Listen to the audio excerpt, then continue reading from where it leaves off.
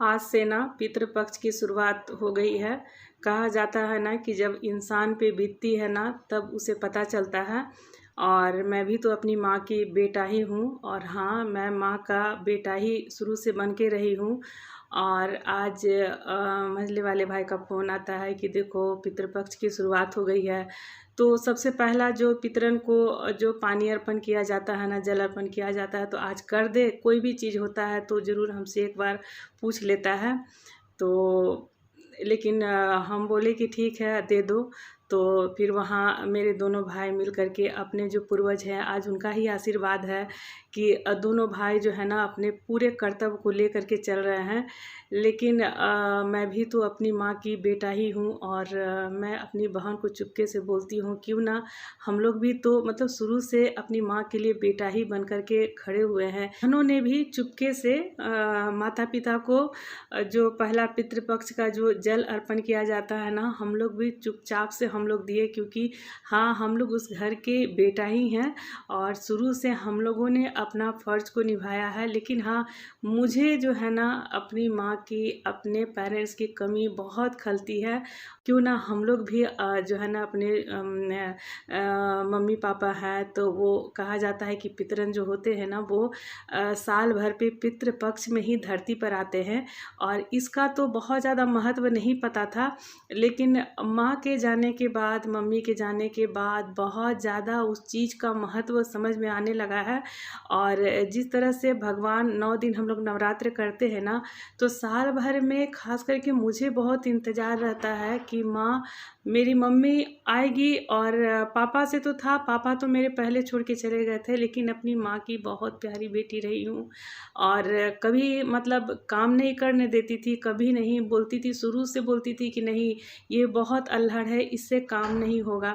साड़ी भी पहनती थी तो वो जल्दी जल्दी पहनाने लगती थी कि नहीं तुम तो एकदम अल्हड़ हो, तुमसे ये चीज़ नहीं होगा। लेकिन उनके जाने के बाद ना कहाँ से मुझमें इतनी समझदारी आ गई हूँ अपनी माँ को याद करके। आज के दिन अपने माता पिता से यही प्रार्थना करती हूँ कि जिस तरह से मेरी माँ ने इतने बड़े परिवार का कर्तव्य निभाया और इतने बड़े परिवार को खड़ा करके गई, और आज भी मैं बहुत रोई हूँ तो मेरी बहन बहुत डांट रही है, बोल रही है कि देखो ये जो पितृपक्ष है ना हम लोग फेस्टिवल के जैसा मनाओ। और क्योंकि इतना बड़ा परिवार खड़ा करके गई है, जिस आंगन में इतने पोते पोतियाँ, नाती और नतनी लोग खेल रहे हैं और पूरे घर को एक जो है ना एक मुकाम खड़ा करके गई है, तो आज के दिन हम लोग फेस्टिवल के रूप में मनाओ और बिल्कुल आंसू नहीं गिराओ। लेकिन देखिए जीवन के जो उतार चढ़ाव जो भी आप संघर्ष करते हो, और कहीं ना कहीं मेरे साथ शुरू से इस चीज़ की कमी रह गई है क्योंकि मेरी सासू माँ नहीं थी। तो जो भी मेरा मतलब एक जो तो मम्मी के प्रति ज़्यादा था क्योंकि एज ए गार्जियन के रूप में मेरी माँ ही मेरे लिए सब कुछ थी। लेकिन उनके जाने के बाद बहुत कमी खली है, बहुत अकेलापन महसूस की हूँ। आज भी कोई किसी भी तरह की कोई तकलीफ़ होती है तो रोती हूँ बिस्तर पे, मतलब रात भर अगर कभी मुझे नींद नहीं आती है, परछाई के रूप में मैं मतलब दीवार पे देखती हूँ, लगता है कि नहीं मेरी मम्मी खड़ी है, बोल रही नहीं बेटा सब कुछ ठीक हो जाएगा। और शायद उनके आशीर्वाद से ही मेरे दोनों बच्चे बहुत अच्छा कर रहे हैं।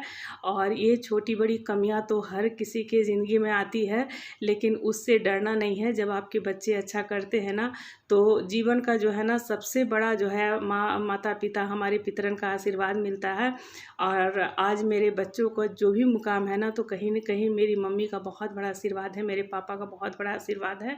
और क्योंकि मेरा बड़ा बेटा जो है ना शुरू से मेरी माँ का बहुत दुलारा रहा है, और मैं अपनी माँ और अपने पापा से यही प्रार्थना करती हूँ कि आप जो है ना, जो भी आपका परिवार है जिसमें मेरे दोनों भाई, हम लोग तीनों बहन और उनका परिवार जो है ना बिल्कुल स्वस्थ रहे, सुखी रहे। और हम लोगों की अब हिम्मत नहीं है कि आगे हम लोग और कोई भी टेंशन देके, और इस परिवार को अपना कृपा दृष्टि बनाए रखना। और हम लोग बस इसी तरह से जो है ना हर साल पितृपक्ष आए और हम लोग जो है ना आप लोगों का स्वागत करें, आप लोग अपना आशीर्वाद दे करके जाएं।